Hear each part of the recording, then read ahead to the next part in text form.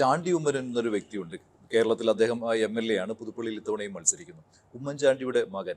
അദ്ദേഹം സ്വന്തം നിലയ്ക്ക് തന്നെ കോൺഗ്രസിലൊരു അഡ്രസ്സ് ഉണ്ടാക്കി എടുത്തിട്ടുണ്ട്. അത് താങ്കളും ശ്രദ്ധിക്കുന്നതാണല്ലോ, അദ്ദേഹത്തിന്റെ പ്രവർത്തനം വഴി പുതുപ്പള്ളിയിൽ. ഇത്തവണയും അങ്ങനെയാണ് അദ്ദേഹത്തിന്റെ പ്രവർത്തന ശൈലിയൊക്കെ. അപ്പോൾ കോൺഗ്രസിൽ നിന്നും ഈ രീതിയിൽ പ്രവർത്തിക്കാൻ പറ്റും എന്ന് കാണിച്ചു കൊടുക്കുകയല്ലേ അദ്ദേഹത്തെ പോലെയുള്ള നേതാവ്? ഇതൊന്ന് താങ്കളുടെ ഒരു സുഹൃത്തു കൂടിയായിരിക്കും അദ്ദേഹം, അല്ലേ?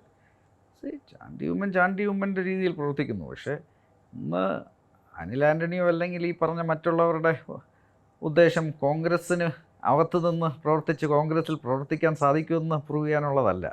നമുക്ക് വേറെ ഹയർ ആസ്പിറേഷൻസ് ഉണ്ട്. ആസ്പിറേഷൻ എന്ന് പറഞ്ഞാൽ ഇന്ത്യക്ക് വേണ്ടി എന്തെങ്കിലും ചെയ്യുക, നാടിന് വേണ്ടി എന്തെങ്കിലും ചെയ്യുക, നാട്ടുകാർക്ക് വേണ്ടി എന്തെങ്കിലും ചെയ്യുക. അതിനുള്ള കാര്യങ്ങൾ ഇന്ന് ഏറ്റവും നല്ല പ്ലാറ്റ്ഫോം ഭാരതീയ ജനതാ പാർട്ടി തന്നെയാണ്. ഇന്ന് അങ്ങനെയുള്ളൊരു വിഷനും ലോങ് ടേം റോഡ് മാപ്പും ഉള്ള ഇന്ത്യയിലെ ഒരേ ഒരു ലീഡർ ശ്രീ നരേന്ദ്രമോദിയാണ്. അദ്ദേഹത്തിന് ഇന്ത്യയെക്കുറിച്ചും ഇന്ത്യക്കകത്തുള്ള ഓരോ സംസ്ഥാനത്തെക്കുറിച്ചും നല്ലൊരു റോഡ് മാപ്പുണ്ട്. ഇപ്പം 2047 ഇന്ത്യ ഒരു വികസിത രാജ്യമാകുമ്പോൾ കൂടെ എല്ലാ സംസ്ഥാനങ്ങളും അതേ നിലവാരത്തിലെത്തണം.